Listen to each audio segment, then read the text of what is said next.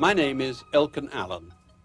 I was asked to go to Milwaukee to cover the trial of Jeffrey Dahmer, a serial killer of 17 people. Milwaukee is a very pleasant city in the state of Wisconsin, USA, just north of Chicago on Lake Michigan. Settled by Germans in 1835, it was famous mostly for its beer. That is, until 1991, when it found to its horror that it was the home of one of the most ruthless serial killers of all time, Jeffrey Lionel Dahmer, who lived in this block on the seedier side of town. On the night of July the 22nd, a terrified young man stopped a police car to say he had escaped from a crazy killer who was going to cut his heart out and eat it. They went to the apartment where he said he had been held prisoner, and they found a dead body and 11 skulls and other human remains. We're investigating a homicide which occurred in the apartment building in the 900 block of North 25th Street. We do have one person in custody, and we do have a body in the residence. From our investigation, we feel that this individual strongly is involved in other homicides. We have taken evidence out of the building by the medical examiner to be examined. There were some hazardous material in the building which private contractors had to remove from the suspect's apartment. It was really different from the way garbage smelled. It smelled worse than rotted meat. Mr. Dahmer, you have a statutory right to have your preliminary examination within 10 days of today's date. Your lawyer informs me that you wish to waive or give up that 10-day limit and have the hearing scheduled on August 22nd. Is that correct? That's correct, Your Honor. Jeff Dahmer readily admitted to killing 17 young men, and he told the police where to look for their bones. Everything will be all right. When Roland Thomas began crying over his slain son, other family members leaned on one another for support. It's gonna be all right. The storm's gonna pass over. The storm clouds are not gonna hang here always. They're gonna pass over, not only for us, but for the entire city. Everything will be all right. When I was asked to cover the trial, I frankly was very reluctant to make this filmed record you're going to see. Dahmer's confession, all 200 pages of it, was a catalogue of depravity about bizarre acts and parts of the body not usually mentioned. I objected. Wouldn't we just be being voyeuristic and exploitative? But when I got there, I realized that this was not a trial in the conventional sense at all. The result was preordained. Whatever the verdict, Dahmer would spend the rest of his life behind bars. No, for the people of Milwaukee, and perhaps for all of our civilization, this was an elaborate and necessary public expiation of his crimes in front of the relatives of his victims and the world's press and television cameras. By pleading guilty to the murders, Jeff Dahmer had left only one question open. Was he certifiably insane? A yes verdict from the jury could mean avoiding prison and living out his life in a secure hospital. A no verdict meant jail for life.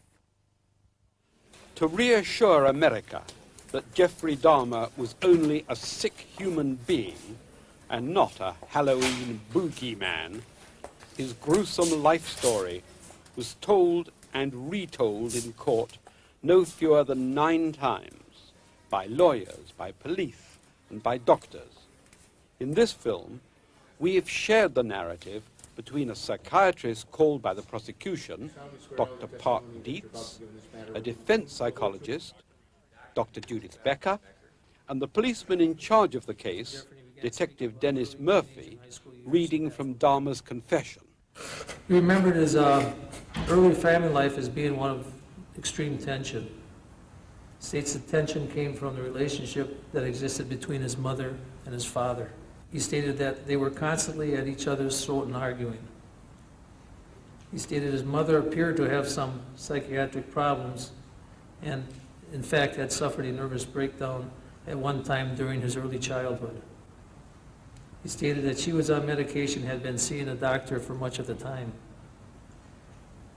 He states that he was advised by relatives that his mother had suffered a postpartum depression after he was born. And he took that to indicate that he was at least partially the problem for his parents' bad marital status. He stated he believed his mother became depressed after his birth and never quite fully recovered, and therefore he felt a certain amount of guilt in regards to the bad marriage of his parents. He said as a teenager of 15 or 16, he realized that he was a homosexual. He never had any interest in women, and he had no idea why he was a homosexual. But he distinctly remembers in high school and during his teenage years that he was only attracted to men. See, it was at this time he began to fantasize of killing human beings. He also began picking up animals which were found on the road, which had been killed apparently by other vehicles. He would bring them home to his house, and he would use a knife in order to cut them open, and see what was inside of them and what they looked like. See, at the time, his mother took his younger brother, who was approximately 6 years younger than him, and she moved out and left him alone in the house. He said at this time, he started having strong feelings about being left all alone, and it was at this time he remembered having strong desires for not wanting to have people leave him. He stated that at this time he began hating to sleep alone at night. He further indicates that it was about this time in his life that he became familiar with alcohol, and he immediately became a heavy drinker and abused alcohol on a regular basis. The timing of his first fantasies of bringing another person under his control in order to engage in sexual behaviors was sometime during the high school years. At various times, the specific age and grade that Mr. Dahmer has said this occurred has varied within a year or two, but it seems to be around age 15 or 16 that he first had sexual thoughts of striking another person and rendering him unconscious by a blow to the back of the neck, and then making sexual use of the unconscious body. The first time he tried or meant to act on that was when, at around that age, he found a particular male jogger attractive to him, and he, I believe, broke off a baseball bat, and then he concealed himself in some brush near where the jogger was expected to pass, with the idea that if the jogger came by, he would strike him on the back of the neck, make him unconscious, and enjoy the man's body sexually for a time. The jogger didn't come by, and so that didn't come to pass, and Mr. Dahmer never saw the man again. But that seems to be the first effort to put this fantasy into action. In the summer of 1978, he then had a car and was living alone at the house. He had been drinking and was returning home when he saw a hitchhiker. The hitchhiker was not wearing a shirt, and he debated about whether or not to pick him up. He finally decided to pick this man up. The man's name was, and it's all right to mention the names of the victims. That's known. His name was Stephen Hicks, who was approximately 19 years of age. Stephen Hicks got into the car and agreed to go back to the house, to Jeffrey's house. Jeffrey reported that they talked and smoked some marijuana. He reported that it was clear to him that Stephen Hicks was not gay, however he wanted to keep him there. While Stephen was sitting on the bed, Jeffrey hit him in the head with a barbell and then strangled him with that barbell. Jeffrey recalled having smoked 1 or 2 joints and had consumed a 12-pack of beer that day. The next morning, he went to the store and purchased a large hunting knife, and he went to the crawl space and dismembered the body. He cut off the arms and legs. He recalled opening up the belly. Now, at this juncture, This is the first time he opens up the belly of anything other than the dead animals, right? That's correct. At 3 a.m. as he drove to the dump, he was pulled over by police for driving left of the center line. He indicated that he passed the sobriety test. The policeman shined the flashlight in the back seat of the car and noticed the trash bags. Jeffrey told him that he was taking the trash to the landfill. He reported that there was a slight odor because he had had the body for 1 or 2 days. The policeman let him go. Jeffrey turned around and went home and put the bags in the crawl space. He brought the head upstairs, laid it on the floor, and masturbated in front of it. The next morning, he put the bags behind the house in the woods. He burned the clothes of the victim and then threw the knife and Stephen's necklace into the river. I asked Jeffrey how he felt about this, about those actions, and he reported that he was high-strung, nervous, apprehensive, and thought a lot about what he had done. I then asked him if he recalled the name of Stephen Hicks. He stated that was a name from the victim in Ohio. I asked him how he remembered that. He says, because it was his first one, and you always remember your first one. He says, you don't forget the first one. He subsequently went to Ohio State University for 3 months. He stated that he, quote, flunked out, end quote. He reported that during this time, he drank all of the time. By this time, his father had moved back into the house with his new wife, Sherry. His father and Sherry thought it would be a good idea for Jeffrey to join the Army. He stated he believed the reason he did not kill and dismember anymore while he was serving his tour of duty in Germany was because he enjoyed the structure of the Army. During the entire tour of duty, he lived on base and was in a dorm with 3 other men. He stated that he enjoyed the Army and wished that he would have finished his entire tour of duty. However, his abuse of alcohol made it impossible, and the Army let him go 6 months before his tour of duty was up. He was employed at a chocolate factory where he mixed chocolate. While working at the chocolate factory, he made some friends but did not socialize with them after work. In essence, his life consisted of working and on weekends going to bookstores, gay bars, and bath clubs. He reported that at the baths the notion was, quote, sex, anything goes, end quote. He reported that he used condoms some of the time. He stated that he liked being the active person in sex, that he only allowed anal penetration once or twice because it hurt him. He reported... We are not using the name of the drug. I will not. Okay, thanks. All right. He reported that he started using, and I'll just say a drug that had sedating effects. Sleeping pills, I think. Right. He started using sleeping pills during this period because some guys wanted to perform anal sex and he did not want to.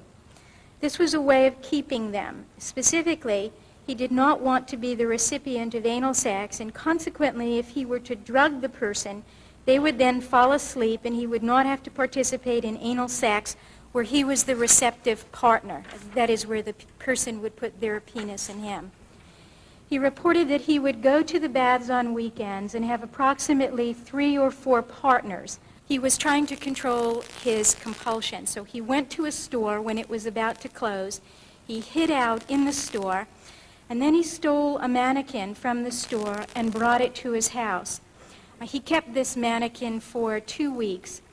He would stand over the mannequin and masturbate. His grandmother saw the mannequin and asked him where he got it. He then took the mannequin out and disposed of it.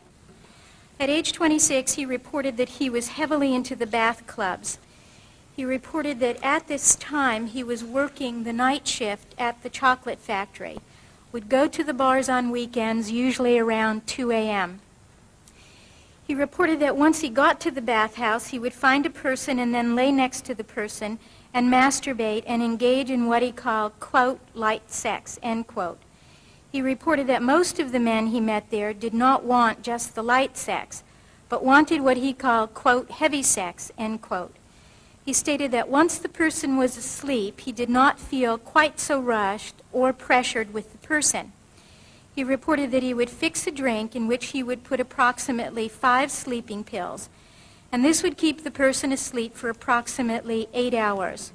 He stated he would stay with the person, staying awake for about 3/4 of the time, and then he would sleep with the person. Usually, he would masturbate 3 times during that period. He reported that he never injured anyone and never recalled attempting to strangle any of these men that he stayed with at the bathhouse. He stated that once he was in the room, he would have some conversation with the person, mix them a drink, and kiss them. The person would then get groggy, and the person would then fall asleep. He indicated that he would only experience an erection about 10% of the time when the person was in an awakened state.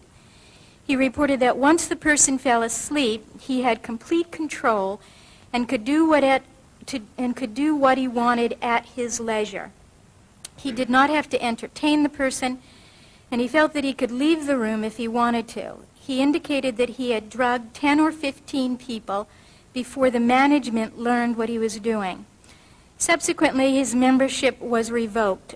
He then started using a local hotel room, and he stated that at this point, the bathhouse had been a much more controlled environment. Now, he's telling you that when they're in an awakened state, he can only do something 10% of the time. He could only get an erection 10% of the time. Did you ask him about the other times when they were asleep? Yeah, when they were asleep, he was able to get erections, and I think it's somewhere here in my notes, it was either 90 or 100% of the time.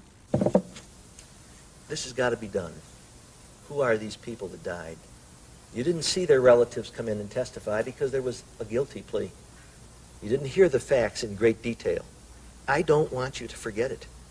I don't want you to forget who they are. Sometimes, and this is when I'm in my work, naturally I see people getting very concerned about a defendant, what's happened to a defendant. And because the victim is gone and dead, the victim isn't there to say, hey, what about me? What about me? Don't forget Stephen Twomey, who died in the Ambassador Hotel with the defendant. He encountered Mr. Twomey while he was waiting at a bus stop. He had already obtained his hotel room at the Ambassador, which he believes is located on 24th in Wisconsin. He'd gotten the room earlier with the plan that if he had encountered someone, he would take them there for the purpose of having sex with them. He had already purchased some sleeping pills, which he had at the room for the purpose of rendering anyone he brought back there helpless so he could have sex with them. He spoke with Twomey and asked him if he wanted to spend the night with him at the hotel room. Twomey agreed. Dahmer does not recall if he offered him money to come to the room or not. Upon arrival at the hotel, both Dahmer and Twomey got undressed and laid on the bed. At that time, they had what Mr. Dahmer called light sex. He described this as hugging, kissing, and mutual masturbation. After about an hour or two, Mr. Dahmer made a drink for Mr. Twomey, at which he put the sleeping pills. Mr. Twomey drank this, fell asleep, and Mr. Dahmer kept drinking and eventually fell asleep himself. Mr. Dahmer related that when he woke up, he was lying on top of Mr. Twomey, and Dahmer's forearms were visibly bruised. He saw that Mr. Twomey was obviously dead. He was bleeding from the head, and his chest was crushed in, and some of the bones were broken. He reports blacking out and waking up in the morning. Stephen was in bed on his back. Jeffrey recalls being on top of him. He reported that Stephen's head was over the side of the bed and there was a bruise on his chest. He stated that he, Jeffrey, had a bruise on his arm. Jeffrey was shocked when he saw that Stephen was dead. He stated that he had no intention of murdering him. Seeing Stephen dead brought back memories of 1978 and his first victim, Stephen Hicks. He stated that he had paced the floor, felt horrified, shocked, and frightened, and could not believe this had happened. He then put the body in a closet and went to a mall. He bought a suitcase and subsequently put the victim inside of the suitcase. He then rented the room for another night. At 1 a.m., he checked out and took a taxi to his grandmother's house. He kept the body in the fruit cellar for approximately 9 days. One day, while his grandmother was at church, he laid the body out and, according to Mr. Dahmer, quote, slit open the belly and masturbated. The experience led him to make 2 changes. The first was having realized how difficult it was to move a corpse from a hotel room, he decided not to return to hotels anymore, and from that point began to take men back to his grandmother's house, where he would have greater privacy and more space to work. The other thing he told me was that this changed his efforts to control himself. In his words, quote, "After that incident, it seemed like there was no point in trying to resist the urges and the compulsion to do that. So that's when I started going out, looking around at the bars for other people." I asked, "What do you mean there was no point?" And he said, just since it had happened again, much to my surprise, it just, I don't know, it's hard to describe, just seemed by that time the driving compulsion to be with someone and control them was so strong and so prevalent throughout all my waking hours that I just continued doing that. It seemed like that broke any thought of holding back and not doing that sort of thing again. Don't forget Richard James Doxtator on that board. James Doxtator, age 15, picked up by the defendant, age 15. He had been at a bar on a Saturday night. He was standing in front of a bus stop and saw an attractive male. He assumed that this male had been drinking and asked him if he wanted to spend the night for $50. The victim agreed and took a bus to his home. When they sat, that's the grandmother's home. They sat in the living room while his grandmother was asleep. They laid together, kissed, and engaged in oral sex. The male said that he had to be back by morning, and Jeffrey did not want him to leave, so he fixed him a drink. When the victim fell asleep, he strangled him. After he was dead, Jeffrey laid with him for a while and then had anal sex. He placed the body in the fruit cellar and put a blanket over him. The next morning, he ate breakfast with his grandmother, and she went off to church. He kept the third victim's body for 1 week. During this period of time, he would lay with him and masturbate. At the end of the week, he laid the body out and, according to Jeffrey, quote, defleshed it, end quote. Don't forget Richard Guerrero, who died at the defendant's hands. First, he administered a drugged drink to his victim, and then after his victim was unconscious from the effects of that, he strangled him, which again indicates that it was not an impulsive act, but rather that he'd taken steps to prepare for the killing and, as it were, to anesthetize his victim before he killed him. He then took the body to the basement, defleshed it, put it in a trash bag, and saved the skull. He kept the skull for several months and brought it to his 24th Street apartment when he moved there. He reported that the police never found the skull. He left his grandmother's home because he wanted to live on his own and because once his grandmother had commented on his bringing a young man to her home. This made him feel uncomfortable, and he made up a story about why the young man was there. The next intended victim got away and was able to testify against Jeffrey Dahmer. But he couldn't be seen on camera as he was underage at the time. However, we can hear his voice and his name. My name is Ronald Douglas Flowers, Jr. Approximately what time did you get to the Club 219 that evening? Not real sure. I know it was late because the parking lot was pretty filled at the time, so I imagine it was 11:30 around that time. Okay. And did you meet your friends there? Yes, I did. After the bar closed, what next occurred? They all left, and I went back to my car and tried to start it. And when you tried to start your car, what happened? Well, I had been having a problem with my choke, so I imagine that was what the problem was, and it wouldn't start. And after I kept trying it and kept trying it, the battery just died. Pardon me. What did you do next? Well, then I went to the phone booth, which is located on the corner of 2nd Street and Pittsburgh, I believe it is. Did you come in contact with the person you now know as Jeff Dahmer? Yes, I did. He offered to give me a ride to go with him to get his car to bring it back to jump start my car. He had the cab drop us off a little ways away from the house because he didn't want to he lived with his grandmother, and he didn't want to wake her up. What happened when you arrived there? I said, I'll just wait for you here. He was going in to get his keys, I believe, and I said, I'll just wait for you here. And he said, no, why don't you just come on in? It'll just be a minute. And he offered me a drink.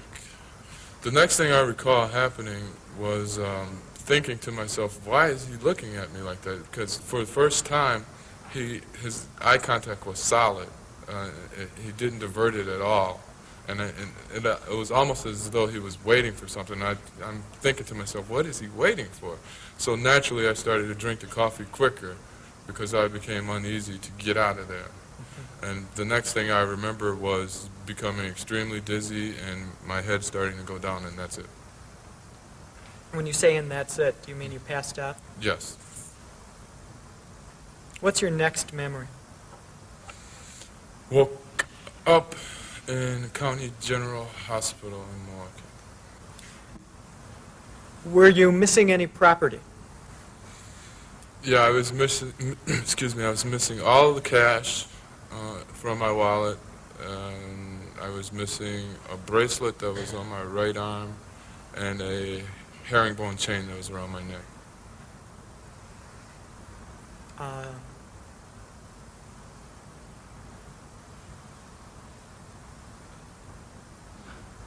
If you know, did the hospital remove your clothing at any time? No, they did not. I don't think they had a reason to. When you next undressed, did you notice anything wrong with your clothing? Yes.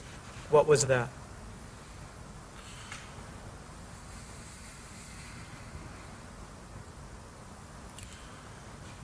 I noticed that my underwear were on inside out. He states that there was one more occurrence that happened, but this time the individual woke up prior to him being able to kill him, and he was also seen by his grandmother with this individual in the basement, and he decided not to kill him. As Mr. Dahmer described it to me, he drugged the man in the basement, and in the morning, the man woke up after Mr. Dahmer had had light sex with him. Mr. Dahmer then took $80 from him, walked him to the bus stop, saw him get on the bus, and said, quote, he was really out of it, drugged, and apparently woke up in some hospital and that was it, end quote. I asked him if he thought he was going to get caught for that, and he said, no, because I hadn't hurt him in any way. And I said, well, you drugged him and took money, right?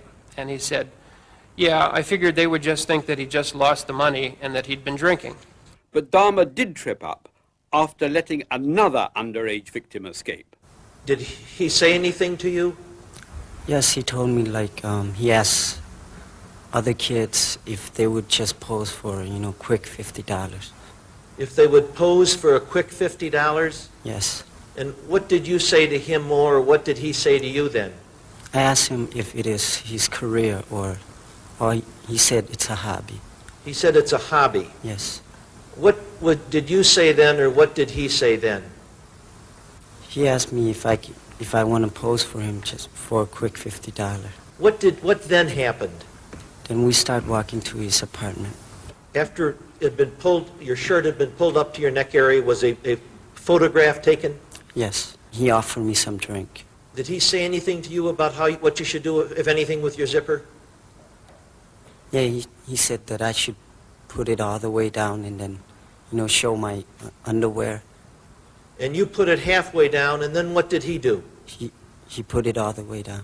And what else did he do? And then he grabbed my penis. He went under your underwear and grabbed your penis? Yes, he did. And then after he kissed your stomach, you said, I got to get out of here, something Yes. like that. What did you do then? I just grabbed my book bag and then I opened the door and... You moved to the door of the apartment? Yes. Was the door of the apartment closed at that time? Yes, it was. And had it been closed after you entered the apartment? Yes. And what did Mr. Dahmer do when you went to the door with your book bag? He said, wait, don't forget your money and don't tell no one that I'm doing this. And what happened then? Did he give you the money? He gave me the $50 When is the next time you became conscious of where you were? Where were you? at the hospital. Are you employed as a City of Milwaukee police officer? Yes, I am. And what rank do you have? Currently a lieutenant of detectives. How long have you been employed by the Milwaukee Police Department? Since 1974. Did there come a time on September 27, 1988, that you were at work in the Milwaukee Police Department headquarters? Yes. Where is that building? 749 West 8th Street, City of Milwaukee. Did there come a time that you were aware that an investigation was underway in connection with a sexual assault on a 13-year-old Laotian young man? Yes, I did.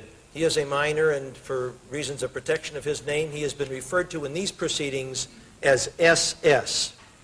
Would you continue to refer to him? The jury is familiar with his full name. Yes. What information did you receive, basically, that caused you to become involved in the investigation? At approximately 12:20 a.m. on September 27, 1988, officers Robert Enters and Gary Temp brought SS into the sexual assault unit of the Milwaukee Police Department. And had officers gone out to the home and then with him gone to the apartment building where this took place and identified the particular apartment with his assistants? That is correct. And those uniformed officers from the manager had secured an individual's name and the location of his employment. Is that correct? Yes, it is. And you had information that that man was Jeffrey Dahmer, that he was employed at a near West Side chocolate factory, and that he was a third shift worker. Is that correct? That is correct. And armed with that information, did you leave the Vice Squad offices and go to that West Side chocolate factory? Yes, but prior to leaving, I showed SS a number of photographs, including the person who had been identified by the apartment manager, and SS positively identified Jeffrey Dahmer as the person who had taken him to his apartment and taken these photos. This is what you refer to in police work as a photo array, is that correct? Yes. And you had Mr. Dahmer's picture on file from an earlier case where he had indecently exposed himself. That is correct. Did you then go to that West Side chocolate factory with the officers? Yes, I did. Did there come a time that Mr. Dahmer was brought to you by employees at the factory? Yes. And what, if anything, transpired did you recognize him from the pictures you had already shown the Laotian boy? Yes, I did. And what, if anything, any conversation occurred between you and Mr. Dahmer at that point? At that point, I asked him if he was Jeffrey Dahmer. He stated yes, and at that time I placed him under arrest. Did he ever confess to you that he had touched the boy's penis? No, he denied that. Thank you. You have to ask this question. Did he plead guilty to the charge? Yes, he did. Okay, so he may not have admitted it to you, but he pled guilty to the charge. That's correct. Thank you. Although he was put under probation for 5 years, Dahmer was up to his lethal tricks again within 3 months. Don't forget Anthony Sears, who died at the defendant's hands. I swear all testimony you're about to give in this matter will be the truth, the whole truth, and nothing but the truth, so help you God. Please be seated, sir. And then would you state your name, spelling your last name, please? Jeffrey Connor, C-O-N-N-O-R. Mr. Connor, you were a friend of Anthony Sears, correct? Yes. How long had you known him before he was killed? Approximately 3 years. You were friends? Yes. In fact, you were with Anthony Sears on the night he went home with Mr. Dahmer, weren't you? Yes. Let me draw your attention to Saturday night, March 25th, 1989. Did there come a time when you met with Mr. Sears that evening? Yes, I did. About when was that? It was probably around 10 or 10:30 at his apartment. Okay. Did you then go someplace together? Yes, we had gone out. Where'd you go out to? We went to La Cage. La Cage. What is La Cage? La Cage is a gay bar in Milwaukee. Where's it located? On 2nd National. And how did you get there? We took my car. On that evening, did you come in contact with a person now known to you as Jeffrey Dahmer? Yes, I did. I met him just prior to closing, which would be about 2 o'clock, 2:15. When the bar closed, what happened? We had gone outside. Who's we? Tony, Jeffrey Dahmer, myself, and another friend of mine. Who's that friend? Bob Keel. Okay. And what did you do? We had then gone to my car. Everybody had gotten in. Jeffrey Dahmer and Tony were in the back seat. And then where did you go? Then we left that area to drop off Tony and Mr. Dahmer. Did somebody tell you that they were going home together? I just kind of took that. Okay. Where were they going to go? Were they going to go to Tony's place or Mr. Dahmer's place? Mr. Dahmer's place. Okay. And did Mr. Dahmer tell you how to get there? Yes, he did. When you pulled over, did you have any discussion at that point? No. Okay. Did you talk to Mr. Sears at all, make plans with him about his being picked up? Yes, I did. What was that about? I had just reminded him that that Sunday was Easter and that I had plans to be with my family, and that in order for me to give him a ride home, I'd have to pick him up before I did that, which would be early morning sometime, and to call me. And did he agree to do that? Yes, he did. Did Anthony Sears ever call you that evening? No, he did not. Early the next morning? No. Did you ever see Anthony Sears again? No, I did not. He stated he met this individual that he identified as Anthony Sears through the photo, and he got one of Mr. Sears' friends to drive him and Mr. Sears in the friend's auto to his grandmother's house. He related that when they got there, they engaged in sex. He gave him the drink that put him to sleep and subsequently killed him and dismembered the body. He indicated that this was the first one where he had kept anything of the individuals. He stated that he kept the victim's skull, which he boiled to remove all the skin, and he kept the scalp with the small ponytail because he liked it. He stated he kept the genitals of this person. He stated that at the time of his arrest, these items were in the black metal cabinet.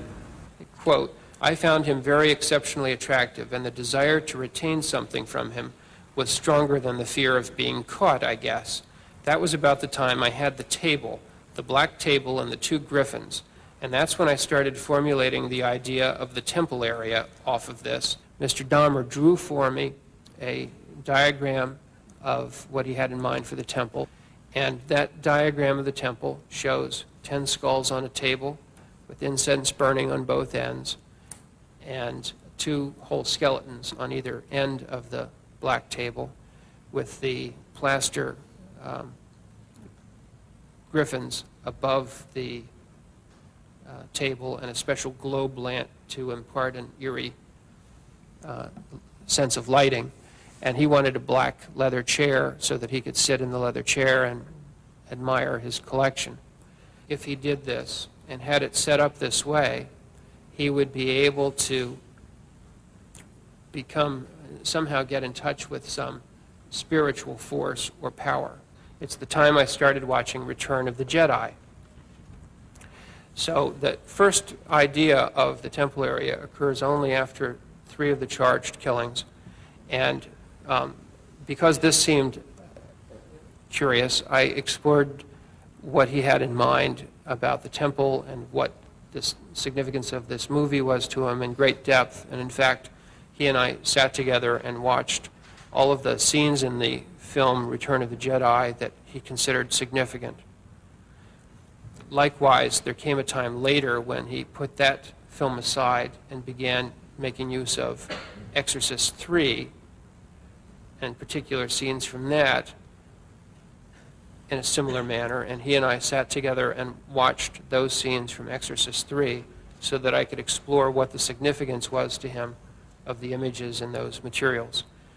And I think that what emerges from all of that is an understanding that Mr. Dahmer regarded one character in each of those films, a character known as the Emperor in Return of the Jedi, and the character who's obviously supposed to be Satan in Exorcist III, a man who's confined in a cell-like area at that time.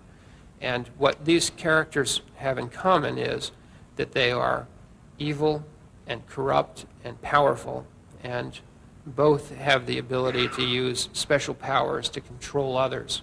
In the case of the Emperor, he seems to be zapping people with energy beams of some kind and able to manipulate them in that way because it's futuristic. In the Exorcist III, the power comes from being able to create illusions to make people think that there are snakes crawling over them, to suspend people on the ceiling, to be able to do all manner of things. Each of the characters in the scenes that he repeatedly viewed actually torments someone else in a way that might be described as torture, but Mr. Dahmer said that was not what was appealing to him, though there were occasionally fantasies where that might be, that he never enacted that, and he's consistently told me that making others suffer was not his desire sexually, but that he did identify with the power of these characters. The characters are unattractive ones in both those scenes, and not ones that one would expect most people to want to identify with, but he liked the idea of the power that they had. And it happens that both those characters are portrayed in the films with yellow eyes that give them an eerie look. And Mr. Dahmer even went to the extent of buying a pair of contact lenses with that yellow tint that he would wear when he would go to the clubs so that he could have more of that look. His dabbling with these films and using them wasn't just ordinary curiosity. It's something a little more than that, in that he wanted to be more like those people, and he describes some sense of using the films to get himself in the proper mood to go out and cruise for a victim, and sometimes he would bring the victim home and watch a portion of a film with them and direct their attention to those scenes too. And so it did play some part in setting the right mood for him for committing these crimes.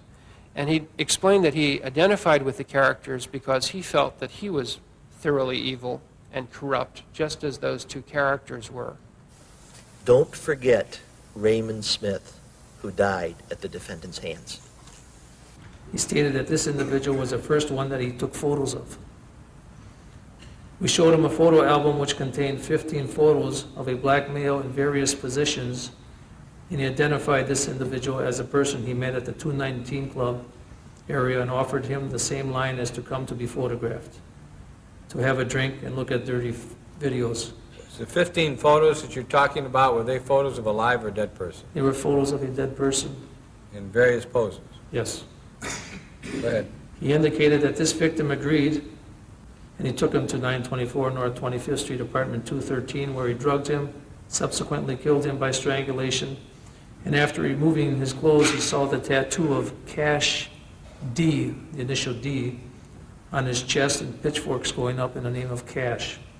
He ran into Cash D, who he thought was a black male prostitute, and offered him money to go home with him.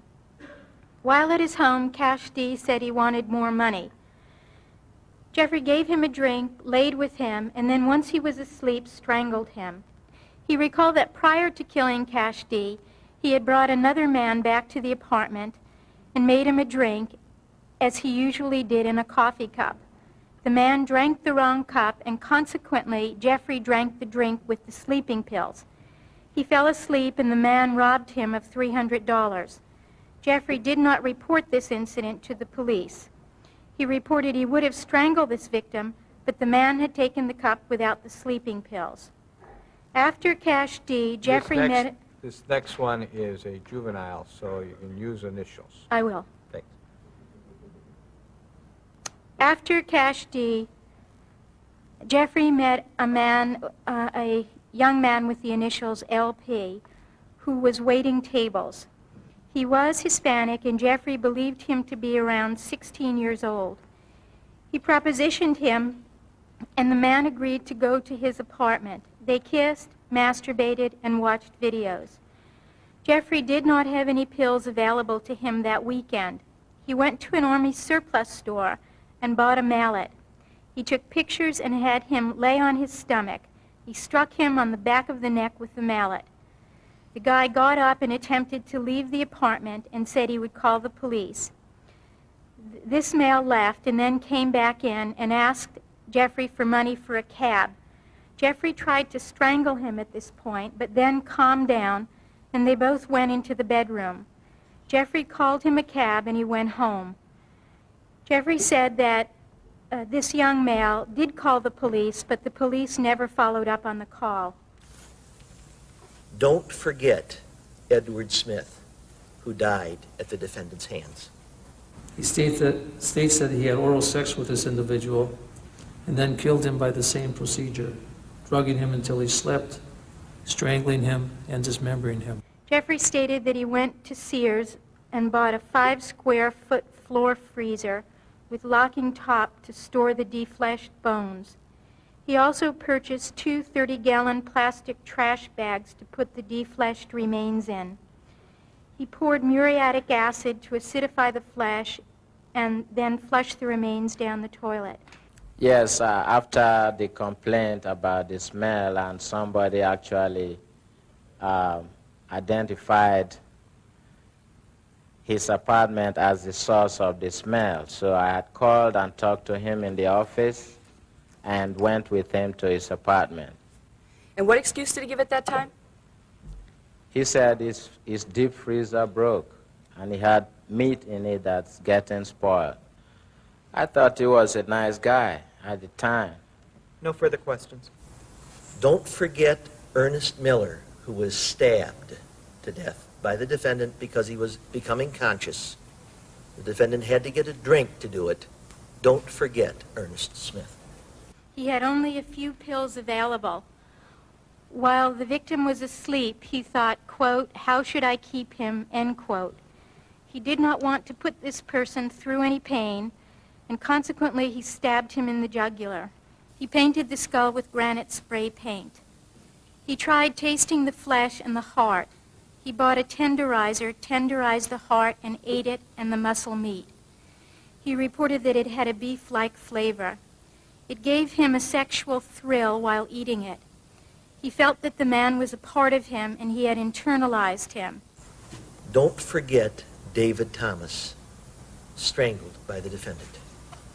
Mr. Dahmer told the police that once he had David Thomas back to his apartment, he thought that David Thomas wasn't really his type, and he killed him because he'd already given him the sleeping potion and thought that Thomas would wake up and be angry. Don't forget Curtis Straughter, strangled to death by the defendant. Quote, "He was gay and he wanted anal sex, so I made the drink mixture. He fell asleep, used the handcuffs. This was the first time I used handcuffs. Strangled him, took pictures." Don't forget Earl Lindsay, first drilled and eventually killed by the defendant. This is the first of the instances in which he drilled a hole into his victim's skull. And here Mr. Dahmer reported that he first drugged Mr. Lindsay and thereafter used what he described as the drilling technique on the top of his skull. And we discussed this in some detail. In the course of that discussion, he said that after initially having drilled the hole and injected I would call it a syringe, it's a baster actually, a syringe full of muriatic acid into the cranial cavity of Mr. Lindsay, that Mr. Lindsay woke up, and when he regained consciousness, Mr. Dahmer said he was groggy when he woke up, but still coherent and aware of his surroundings, and so I figured it was a failure. Gave him more sleeping pills, he fell asleep, then I strangled him. Because what Mr. Dahmer wanted here was the compliant sex partner, the zombie as he described it, rather than to have a corpse. It was his intention to keep this man alive if that was going to work, but when he concluded that he had failed to achieve the compliant partner with no will, only then did he strangle him. So what's another way to look at it is that when he couldn't have the zombie-like creation he was hoping for, he was willing to settle for a corpse. I asked him in that discussion the question, you didn't expect him to wake up and say, yes, master. And he said, no, no, but that was the general idea. Later in that same conversation, he said, quote, I was just trying to disable the will. And I asked, and subject them to your will? And he said, right. Don't forget Tony Anthony Hughes, first drilled, then extinguished by the defendant. Mr. Dahmer didn't try to kill Tony Hughes, but rather Mr. Hughes died through the foreseeable but unintended consequence of this drilling technique. He drilled a hole into his skull and poured in acid, and Mr. Hughes died then, even though it was Mr. Dahmer's intention to keep him alive in this altered state. And so there's no compulsion here to kill. He'd rather he not have died. And it was not any impulsive act of killing, but rather a planful act of trying to provide himself with a compliant sexual partner. Don't forget Conorak Synthesymphone. Age, as I recollect, age 14. For a couple of days of sexual pleasure. He stated that he met him while he was walking around the Grand Avenue Mall. He indicated that after introducing himself to the victim, he offered him $50 to accompany him back to his apartment to pose, have some drinks, and watch videos. He feels it was about 5 p.m. when they got there, and once inside the apartment, the victim disrobed down to his black bikini panties, and he posed for several photographs. During the time he walked him into the bedroom area and sat him on the bed, Mr. Dahmer states that the victim, Tony Hughes, whom he had killed several days earlier, was lying naked on the bedroom floor. He stated that the Asian boy, he believes he saw him, but he did not react to it. He feels this was because of the rum and coffee and sleeping pill mixture. After he realized he was unable to arouse the victim by mouth-to-penis sex and by body rubbing and kissing him, he continued to watch the video and drink beer until he himself fell asleep. After a few hours, he woke up. It was quite late out, approximately 11 or 12 p.m., at 11 p.m. to 12 a.m., or maybe a little later. He realized the victim was still sleeping because of the effects of the drink he gave him, so he decided to go to the tavern located on 27th, just north of Kilburn, the Care Bear Bar. He continued drinking there. And at closing time, excuse me, after leaving the tavern, he began walking eastbound on West State Street. He observed the victim, the Asian boy, sitting completely naked on the southeast corner of 25th and State. The victim was sitting on the curb. He stated there were two black females standing by him, and they appeared to be hysterical. He walked up to the victim, whom he realized was speaking to the black females in Asian. The victim was disoriented and appeared to be intoxicated by alcohol. However, Mr. Dahmer realized that he must still be under the influence of the drink containing the sleeping pills that he had given him. This time he advised the ladies that the victim was in fact a friend of his. He attempted to pull the victim in the direction of the apartment. He stated that the women continued screaming at him, we don't know if you really know this guy, and we called the police. Why don't you wait until the police get here? In the early morning hours of May 27, 1991, you were a City of Milwaukee police officer, is that correct? That's correct. You pulled into that alley with your squad lights on, The headlights of the squad car were on, yes. and you got out of the car. That's correct. What did you do after you got out of the car? What did you see and what did you do? I exited the car. I was the passenger of the car. There was a group of people in the alley, and they were all pointing to a white male and a second Asian male who was naked just east of our location in the alley.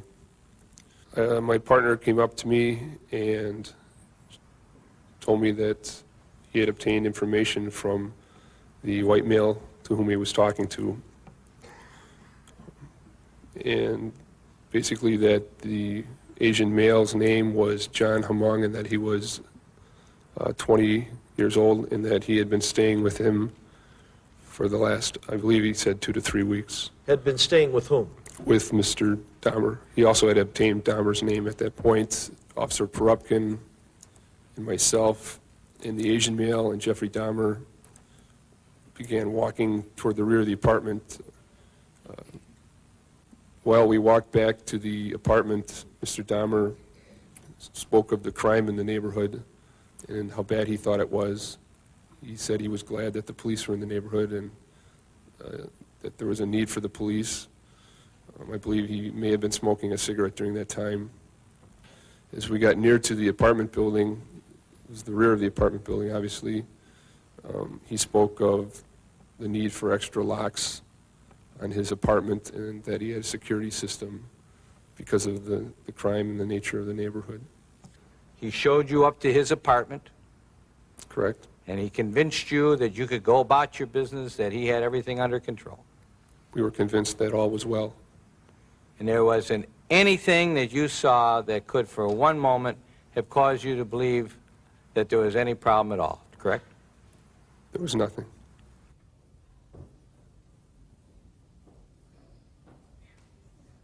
Mr. Dahmer told me that after the police left, he gave a second injection of muriatic acid and that proved fatal.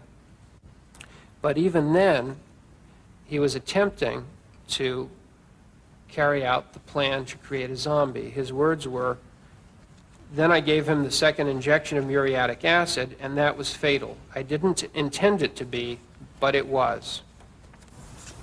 Don't forget Matt Turner, extinguished by the defendant.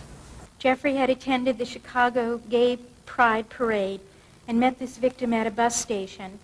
He offered him money, took him home to watch Exorcist III, had light sex, drugged him, and strangled him. He defleshed and acidified the body, saved the skeleton in the freezer, and put the head in the freezer. He threw the other body parts into the trash. Jeffrey noted that around this time, the body meat in his freezer was getting old, and he disposed of it. Don't forget Jeremiah Weinberger, drilled, who made it alive, struggled for life for a day and a half before he died at the hands of the defendant. 1 or 2 weeks later, he met his 15th victim, Jeremiah Weinberger, age 25, who was of Jewish Puerto Rican descent. He met him at a bar in Chicago. He approached his victim, offered him money. The victim performed oral sex on Jeffrey. They took the bus back to his home. They kissed, engaged in masturbation, watched a video, and Jeffrey then gave him a drink. Once he was unconscious, he drilled a hole in his head and used boiling water.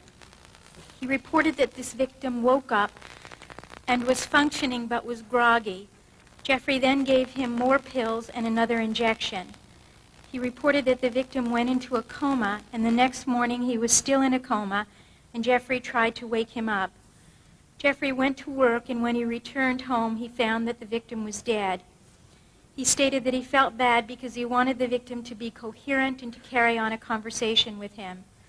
Jeffrey stated that he engaged in the drilling technique to avoid having to strangle and kill his victims. I asked Jeffrey how things were going at work at this period of time, and he told me that he had been missing days at work because of his victims. He said he was at a point where he could have been fired. Well, he kept promising to get rid of the smell, but I told him that that was the last time I can tolerate it. Okay. And so I had to contact my office to put that in writing to him. So In any event, at that point in time, did you have a mindset that he was going to be evicted no matter what because of the odor? That's what I had in mind. Don't forget Oliver Lacey dying at the hands of the defendant. He reported that Oliver was black and was a bodybuilder. He offered him money, they had light sex, they watched a video, and Jeffrey drugged him. He reported that he then called into work sick and he was then fired. He had kept the headless body of his 15th victim in his bathtub. According to Jeffrey, Oliver never saw that body. Jeffrey reported that he did not use drilling on this victim.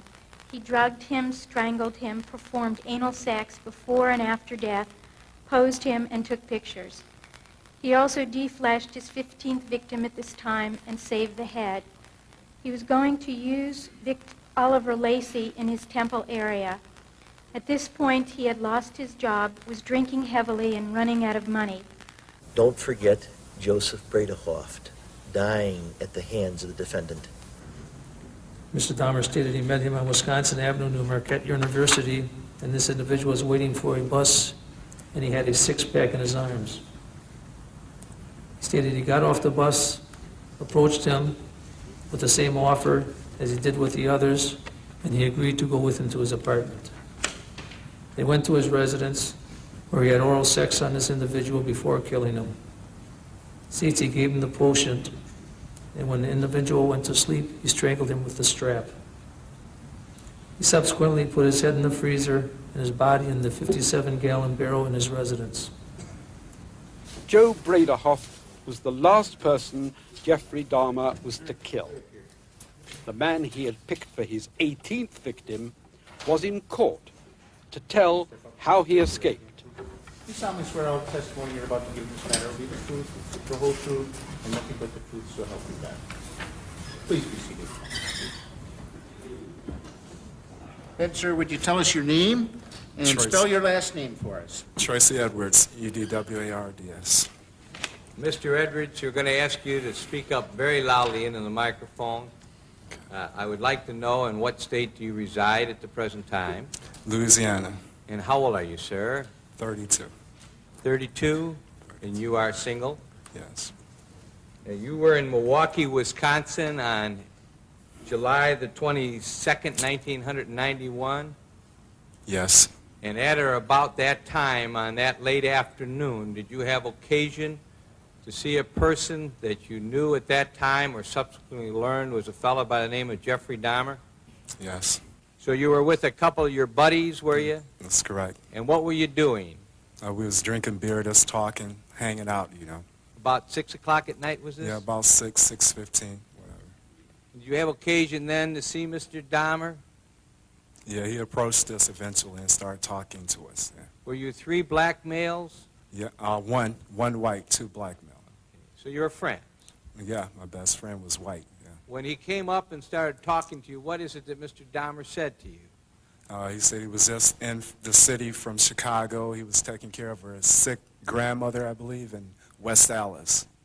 And did he have any further conversation with you and your friends? Yeah, he was just talking. He said he was a professional photographer. He usually pays people for pictures and stuff like that if anybody was interested in making money at that time. To have to pose for pictures? Yeah. Did he describe the kind of pictures that you were going to be posing for if you chose to take him up on the offer? He said nude. Nude. Right. You went up to the apartment. Tell us what happens when you get up to the apartment. Tell us what you observed, what your senses told you. Okay. First of all, it seemed like a normal apartment. When we got inside, he turned off burglar alarms. I asked him why. First, it was a foul odor, okay? Tell us about that. What kind of an odor? It was just like an odor. I didn't quite know what it was. You know, he told me a sewer pipe had broke and management would take care of it. Now, you're fully clothed. Yes. Okay, and you're sitting on a couch. Right. And he talks to you about this posing, and you weren't sure you're going to do it. Right. How much had you been offered to do the posing? $100. Okay. And when he brings you the beer, he brings you rum and Coke? Yeah, he brings the beer first, and then he brings the rum and Coke. Okay, when you start talking about the fish in the fish tank, do you bring that up or does he? He does. And what do you do when he does that? I turn to the right, like the fish tank is here. I'm turning all the way over here. You turn to your right to look at it? To look at the fish tank, right. And when that happens, what happens to you? All of a sudden, a handcuff and a knife is pulled on me. Handcuff is placed on your body? Where? On my left wrist. And you see a knife? Yeah, the knife, yeah. Now, at that moment, what do you do? First, I feel fear, then I ask him what's going on. You know, this is not necessary, you know, to pull a knife on me. Are you afraid? Yes. Do you have any reason to know why he did that? None whatsoever. Did you have any idea at that time it was going to happen? No. Did that room have a TV set in it? Yes. Was there anything going on the TV? Yeah, the Exorcist movies was playing at that time. There was an Exorcist movie on. You know which one of them? The name I'm not sure. I think it's 3. I'm not sure which one. So there was a movie. Did you know it to be part of television or a VCR? VCR, normally that's not on regular television, so I thought it was VCR. You knew there was a movie showing. Right. Did you see him put it on, or was it on? No. When we first got into the apartment, he went through the back to the back bedroom. Maybe he put it on then. I'm not sure. Okay. And then what happened? You're both sitting on the bed? Yes. Are you still in handcuffs? Yes. Is he holding the handcuff? Right. Do you still have the knife? Right. Is it pointed at your side, as you've told us before? Right. You trying to be cool? Very much so. You're not fighting with him? No. What's your intention? What are you planning on doing? Getting away. I was contemplating on at a point jumping out the window. I was basically talking with this person, trying to let him know I was his friend. As you were sitting there on the bed, when he had you by the handcuff and a knife at your side, at that time, which would have been maybe 7 o'clock? Something like that. What impression was made upon your mind by the conduct, action, manner, expression, and conversation that you observed of Mr. Dahmer? His frame of mind is what you want to know, right? Okay, he acted.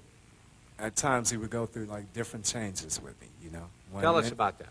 1 minute he's like nice, then he was telling he didn't want people to leave him or abandon him, things of this nature, you know.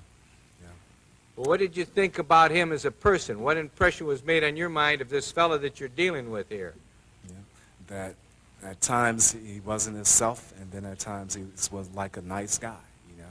He would come and go different times, you know, throughout the whole time. Then he would like sit, being quiet at times, watching the movie, wanting me to watch the movie, you know, and just doing little chanting sounds, you know. Did you observe him watching the movie and how he would react to the movie? Right, he would like just start rocking back and forth when he, you know, certain parts of the movie or whatever. You have to say, what did he say, madam? He was like chanting in certain times and rocking back and forth. Right? Tell us about his chanting. What was that all about? I'm not even sure, sir, but it was just like, I can't tell you the words. I couldn't understand what he was saying at that time. Can you mimic him? How it sounded? It was like a slow slur, like, some of that nature, some close like that, I'm not sure. Did it keep on for a period of time? Off and on throughout the ordeal. And how about the movement back and forth? How was that being effectuated? Just like back and forth, he would do it every now and then. Just as you are rocking in your chair? Like this. And chanting? And chanting. Was there any parts of the movie that was going on that you saw that he said anything about? It was like the part about the preacher that used to be a preacher that had got possessed, and that it would seem like he was like interested in that part. That part had his attention more than anything. But tell us about what you mean by that. What impressions were made upon your mind when this was going on as to had his attention? How did he appear to you? It appeared like it was like he wanted to mimic it or be like that part, you know, being demonized or whatever in that nature. I'm sorry, I missed you. Yeah, like he wanted that type of movie, that part, certain parts of that part interested him, you know. It was like he changed with it at times. Then he would get more aggressive, try to get me to handcuff myself, both hands. He's told me it made him feel more dominant. Okay, did you and he move off of the bed at any time? He told me to lay down, face down, put both of my hands behind my back because he changed again at that point, like he got more aggressive at that time. Okay, now, but tell us, did he still have the knife out? Yes, he still had the knife. And what did you do? Okay, I kind of like laid on my sides. For some reason, I guess God told me not to lay flat down or let this person handcuff me, so I didn't. So you were trying to stop that from happening, but you got Right. down on the floor. Right. What did he do? He kind of laid across me, put his head across my chest at that point. What was he doing with his head? Pardon me? What did it appear to you he was doing with his head? What was he trying to do? Like he was listening to my heart, because at a point he told me he was going to eat my heart at that point. Said he was going to eat your heart? Yes, that's correct. So I suggested we sit on the couch. I had unbuttoned my shirt to try to make him feel more at ease. And then I just sat on the couch and he just started going out of himself again. Going out of himself? Yeah, he was like paying me no attention at that time. Like he Yeah. wasn't there? He started the chanting again, and it's like just sitting there, And then I just, for some reason, I said, well, I need to go to the bathroom again, and he didn't follow me at that point. So I reached up, I got up, and then I hit him, and I ran out. So you hit him? Right. Did you have any other belongings there? Yeah, I have my bag right there at the end of the couch. I sit in exactly the same place as I sit when I went in there. So when you got up, he let go of your cuff to let you go to the bathroom again? He just let me stay there. I was going to go for the window. At that point, he didn't even have the cuff. It's like I wasn't even there anymore. And when you saw that, what'd you do? I just seized the opportunity. I said, well, at least I'm going to die trying. I'm not just going to sit here, What'd you do, son? I hit him, and I ran towards the door, and he was right there, tried to grab me, get me back in there. And what happened? Then I made it outside. So he wasn't able to bring you back in? Bring me back in there, no. He tried? He tried. And as you left that apartment, as you got away from him, I'm going to ask you again, what impressions were made on your mind by the conduct of Jeffrey Dahmer, by the actions of Jeffrey Dahmer, by the manner, expressions, and conversations of Jeffrey Dahmer that you observed? Can you give us some words? It's like I told the policeman that this freak, this crazy guy, was trying to hurt me. Did you run out of the building? Yes, I did. Did you summon help? Yes, Milwaukee Police Department? that's correct. Did they come back there with you to the apartment? Right. Did you eventually go back into the apartment with the Milwaukee police officers? Yes.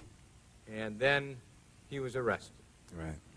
Dr. Dietz explained the compulsions of Jeffrey Dahmer. The favorite activities he describes are what he often refers to as light sex: kissing, touching, rubbing, hugging. The kinds of activities that between consenting adults would often amount to foreplay are things that he has emphasized with victims and with other partners. Those were activities, and those are normal activities with a consenting adult, that give him pleasure and that he always enjoyed.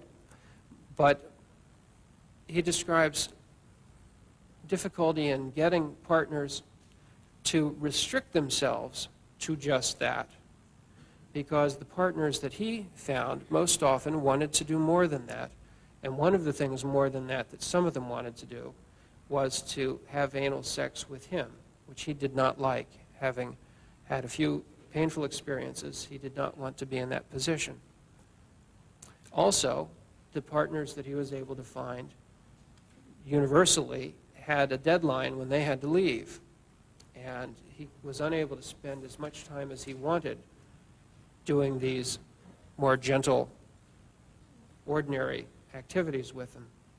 And so he devoted a considerable amount of his energy to finding a way to be able to have someone, or if not someone, something, that could serve that role for him as being the person or body or part with whom he could have such gentle activities as rubbing and touching and hugging and masturbation and kissing and fondling. And it's in the course of trying to find a way to keep a person for that he engages in most of the more extreme behaviors surrounding the killings for which he's charged. If I understood what Mr. Dahmer told me correctly, and we spent a lot of time on this during my examination, his preference, his first choice, would have been always to be able to have a living, breathing, consenting partner who permitted him to engage in all of these light sex, to use his term, activities that were his favorite. And in fact, he said to me that had any of the victims agreed to stay with him for several weeks, then he would not have killed them if they'd agreed to stay and do these things. And there were a few whom he found particularly appealing because the physique was so close to his ideal that had he been able to have a continuing relationship with those men, he felt he would have had no need for any of the rest of what he did, no particular desire to do it. So if he couldn't have them in that way, as a consenting, continuing partner, the second best way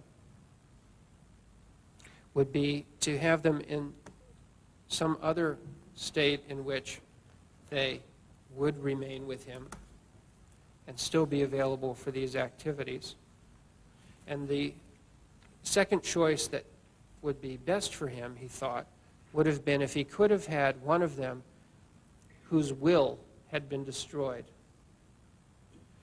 And the two techniques he actually tried were, of course, drilling into the skull and injecting acid into the what he thought would be the frontal lobe region, and likewise drilling into the skull and injecting boiling water into the frontal lobe region. And Mr. Dahmer is not the first serial killer to wish to create sex slaves and to take steps to try to create such persons who would be available for his sexual use. His third choice, and one that he often got, really, was an unconscious partner, because someone who is unconscious but alive allows him to do all of those things that he likes to do. His next choice after that was that if he could find one man with sufficiently attractive physique to keep permanently while dead, that would be useful because he could do many of the things he wanted, though not quite all. And here what he considered was something he heard about on a TV show. When we discussed it, we both thought we might have seen it on 60 Minutes, but neither he nor I am sure of the particular show. But one show did something on people who freeze-dried their pets.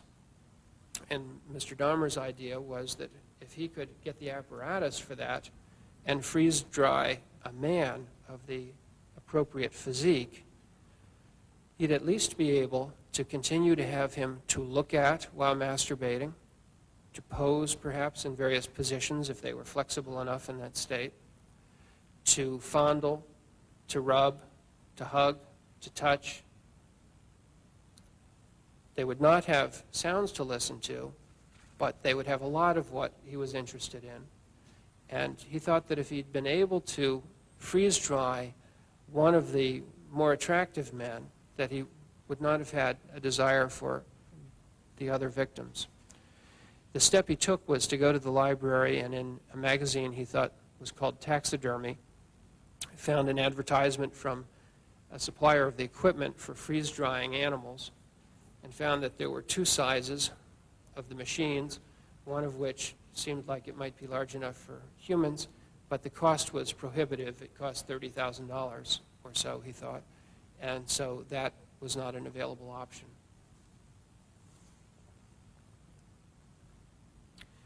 The next best choice was that of a fresh corpse. Now, the fresh corpse, like the freeze-dried person, has the problem of not having any sounds to listen to, but it has the additional problem that it will not stay fresh. Lastly, along this spectrum of people or bodies or parts under his control was the other uses he made of those whom he in fact had killed. And here he told me that he made use of the viscera for masturbation by opening the victims in the course of dismembering them. And there was a particular phase of dismemberment where he would stop sometimes to take photographs, sometimes to masturbate, sometimes both. And that was upon opening the abdomen when the abdominal viscera are first exposed. And he would masturbate while looking at that. And that was a long-standing image as far as I could determine. That was an interest he had had since late in high school. And this gave him occasion to make use of that particular image. And that's basically the spectrum of controlling another person. Now, to call all of that just necrophilia really sort of misses the mark, but it's the best word we have at the moment for it. And if Jeff Dahmer seemed normal enough on the surface, the court-appointed psychiatrist, Dr. George Palermo, explained why. All of us, so-called normal, let's say, have features of dependency. We have sadistic features at times when we're not too nice towards people that we are with, we like, and so on. We have also fetishistic features because when someone of our dear ones dies, what do we do? Certainly we don't have a sexual fetishism, but we try to embrace even the dead body because of the importance we give to this dead body, this person who was dear to us and died. And that goes along with the borderline personality. Borderline personality changes mood from depression to elation. We all have these kind of things, not to that degree though. We are a composite of many facets, and we become sick when these facets become exaggerated. And that is what is called personality disorder. The jury had to decide whether he was sane or insane. So it was to be prison after all, not the softer option of a secure hospital. The jury's decision was read out 15 times, once for each count. Again, in the state of Wisconsin versus Jeffrey Dahmer, case number F912542, in a special verdict, question number 1. At the time the crime was committed in count 2 of the information, in regard to the death of Richard Guerrero, did the defendant, Jeffrey L. Dahmer, have a mental disease? Answer, no. The spectators now included high school parties, organized to remind youngsters of the perils of going with strangers for fun or for money, and that this was no ordinary trial was emphasized by allowing the relatives of the victims to address the court and, at last, to confront Jeffrey Dahmer. My name is Shirley Hughes, and I'm Tony Anthony Hughes' mother. First of all, thank God, and to give thanks to the judge and to Mr. McCann for the verdict that came in. I would like to say to Jeffrey Dahmer that he don't know the pain, the hurt, the loss, and the mental state that he had put our family in. But I'd just like to read a poem that a good friend of my son wrote. Tony thought you was his friend. He knew you. Why am I a victim in your cruel and rueful world, although I can't communicate with a loud voice? Listen to me anyway. Try to have mercy on my moans. Look at the tears roll down my face. See that each one is a cry for help. And realize my sign are showing you that I want to live. Tell me just what is it that I've done to you. to make you such a monster, to make you such a maniac, to make you such a devil. My God, who are you? What are you? You have never shown me this side of you. I put my trust in you. I thought you were my friend until the end, yet I didn't know you as well as I thought. I never felt the end would be this way. Is there anyone that can help me? Mom, dad, sister, brother, someone, please help me. What's happening to me? Everything seems to be slowing down. I'm confused, I'm drowsy. My coordination has been contaminated. My friend, what is it that you is giving me? What is it that you're doing to me? I'm helpless. Is that a thrill to you to know that I can't fight you back? And that the hardest struggle in my life is fighting to keep my eyes open with the hope of seeing the dawn of a new day. Yet you have total control over me. My life is in the hands of once a friend, but now a total stranger who have become my worst nightmare. But one day I know you'll get caught. You think you're smooth at what you're doing. Remember, whatever's done in the dark, it will come to the light, and the whole world will know just how ugly a person you really are. Mom, I'm gone. My hope, my breath, my want to live have been taken away from me unwillingly and emotionally. I know that there's a dragon piercing your heart day and night because of this, but yet I'm not far away. When you get cold, I wrap my arms around you to warm you. If you get sad, I'll softly grab your heart and cheer you up. 2 fingers and 1 thumb means I love you in sign language. My son was deaf. When you cry, take 1 teardrop and place it outside your window ledge. And when I pass by, I'll exchange it for one of mine. 2 fingers and 1 thumb, Mom. My name is Dorothy Straughter. I'm Curtis Straughter's mother. I didn't have nothing prepared to say. It's just a few things that I would like to say. You took my 17-year-old son away from me. I'll never get a chance to tell him that I loved him. I'd have a chance to tell him that I loved him the last time I saw him, which will be a year tomorrow. You took my daughter's only brother away from her. She'll never have a chance to sing and dance with him again. You took my mother's oldest grandchild from her, and for that I can never forgive you. I'm a J.W. Smith, brother of Edward Warren Smith. Edward Warren Smith tried to be Jeffrey Dahmer's friend. As a result, he lost his life. Mr. Dahmer, Eddie's gone now, the victim of your senseless killing. Where do we go from here? We ask ourselves. Why did this happen to a person like Eddie? He gave so much and asked so little. All he wanted was a chance to be himself. A chance to be happy. When all the facts are known, we hope that society will have gained some knowledge that will help prevent a tragedy such as the one Eddie suffered. There was no sacrifice too large or too small for Eddie. He truly loved giving and gave of himself abundantly. My name is Inez Thomas, and I'm the mother of David Thomas.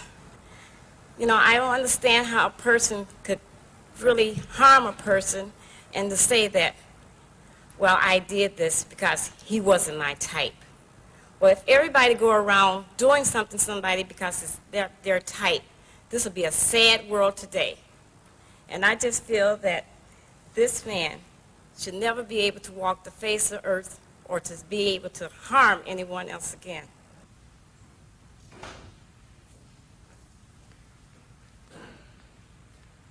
Good morning, Honor. My name is Donald Bradoff.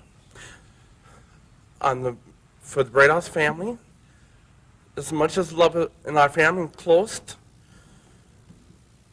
my mother gave 5 beautiful kids. We lost, he destroyed the baby of the family, and I hope you go to hell. I love this world. You guys did a wonderful job. Bottom of my heart, thank to God, I got a lot of strength. Thank you all. God bless America. Excuse me.